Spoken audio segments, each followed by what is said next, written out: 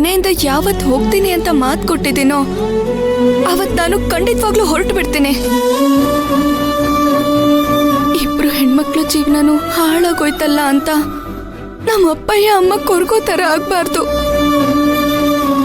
ಕೊನೆ ಪಕ್ಷ ಅವಳೊಬ್ಳು ಜೀವನ ಏನಾದ್ರೂ ಚೆನ್ನಾಗಿರ್ಲಿ. ಅವಳಿಗೋಸ್ಕರ ಒಂದೇ ಒಂದ್ಸರಿ ಅಮ್ಮನ ಸ್ಥಾನದಲ್ಲಿ ನಿಂತ್ಕೊಂಡು ಅವಳ ಜೀವನಕ್ಕೆ ನೀವೇ ದಾರಿ ತೋರಿಸ್ಬೇಕು. ನಿಮ್ ಕೈ ಮುಗಿದ್ ಕೇಳ್ಕೊತೀನಿ ಅತ್ತೆ. ಇದು ಭಿಕ್ಷೆ ಅಂತಂದ್ರೂ ಪರವಾಗಿಲ್ಲ, ದಯವಿಟ್ಟು ಈ ಮಾತನ್ನ ನಡೆಸ್ಕೊಡಿ.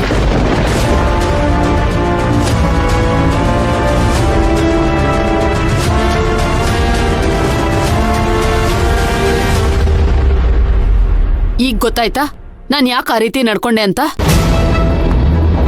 ಅವ್ರ ಅಕ್ಕನ ಜೀವನ ಚೆನ್ನಾಗಾಗ್ಬೇಕು ಅಂದ್ರೆ ನಾನು ಈ ತರ ಎಲ್ಲ ಮಾಡ್ಬೇಕು ಅಂತ ಅವಳು ಬಂದು ನನ್ನ ಹತ್ರ ತುಂಬಾ ಕೇಳ್ಕೊಂಡ್ಲು, ಬೇಡ್ಕೊಂಡ್ಲು. ಅದಕ್ಕೆ ನಾನು ಈ ರೀತಿ ಮಾಡಿದ್ದು. ಅಯ್ಯೋ ಅತ್ತೆ, ಎಲ್ಲ ವಿಷಯದಲ್ಲೂ ಈ ತರ ಏನಾದ್ರೂ ಒಂದು ಕಾರಣ ಹೇಳಿ ನಿಮ್ಮನ್ನ ಚೆನ್ನಾಗಿ ಯಾಮಾರಿಸ್ತಿದ್ದಾಳೆ. ಇದೇ ನಿಮ್ ವೀಕ್ನೆಸ್ ಅಂತ ಆ ಮೈ ನನಗೆ ಗೊತ್ತಾಗಿದೆ. ಅದಕ್ಕೆ ಚೆನ್ನಾಗಿ ನಿಮ್ ತಲೆ ಕೆಡಿಸ್ತಾ ಇದ್ದಾಳೆ. ನೀವು ಯಾಮಾರ್ತಾ ಇದ್ದೀರಾ.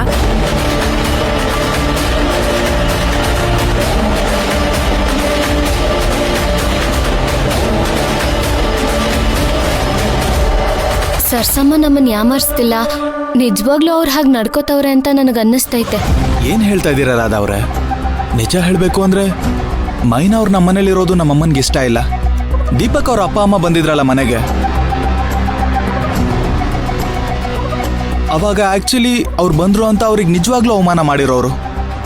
ಆದ್ರೆ ನಮ್ಮಮ್ಮ ಹಾಗೆ ಮಾಡ್ಲಿಲ್ಲ. ಇದ್ರ ಹಿಂದೆ ಯಾರಿದ್ದಾರೆ ಅಂತ ಗೊತ್ತಾಗ್ತಿಲ್ಲ. ಇಲ್ಲ ಧ್ರುವ, ಸರ್ಸಮ್ಮ ಅವ್ರಿಗೂ ನಮ್ಮ ಅಪ್ಪ ಅಮ್ಮನ ಮುಂದೆ ಮರ್ಯಾದೆ ಕಳ್ಕೋಬಾರ್ದು, ಸ್ವಲ್ಪ ನ್ಯಾಯವಾಗಿರ್ಬೇಕು ಅಂತ ಅವ್ರಿಗೂ ಅನ್ಸಿರ್ಬೋದಲ್ವಾ?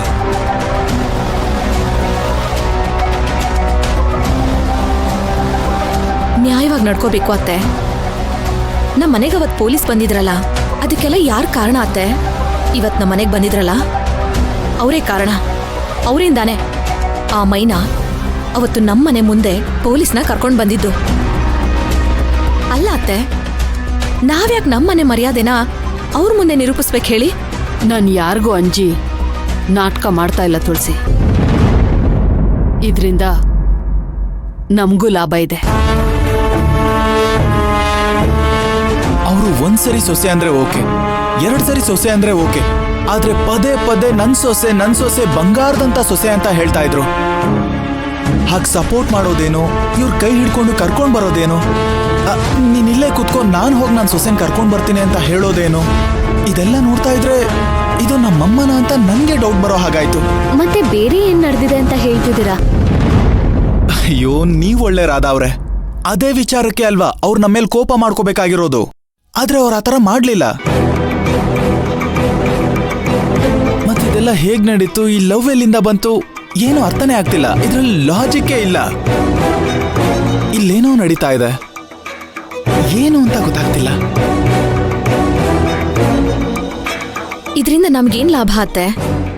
ಆ ಮೈನಾ ಈ ಮನೆಯಿಂದ ಹೋದ್ರೆ ಅಷ್ಟೇ ನಮಗ್ ಲಾಭ. ಇಲ್ಲ ಅಂದ್ರೆ ನಮಗಿದ್ರಿಂದ ಯಾವ ಲಾಭನೂ ಇಲ್ಲ.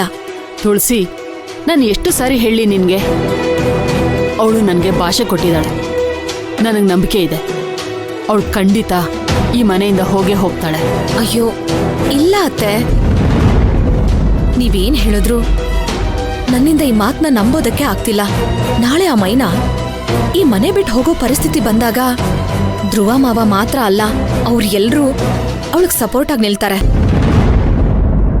ಆಗೆಲ್ರೂ ನಿಮ್ಮನ್ನ ಮೈನಾ ಜೊತೆ ಅಷ್ಟೊಂದು ಸಂತೋಷವಾಗಿದ್ರಲ್ಲ ಅಂತ ಎಲ್ರೂ ಪ್ರಶ್ನೆ ಮಾಡ್ತಾರೆ.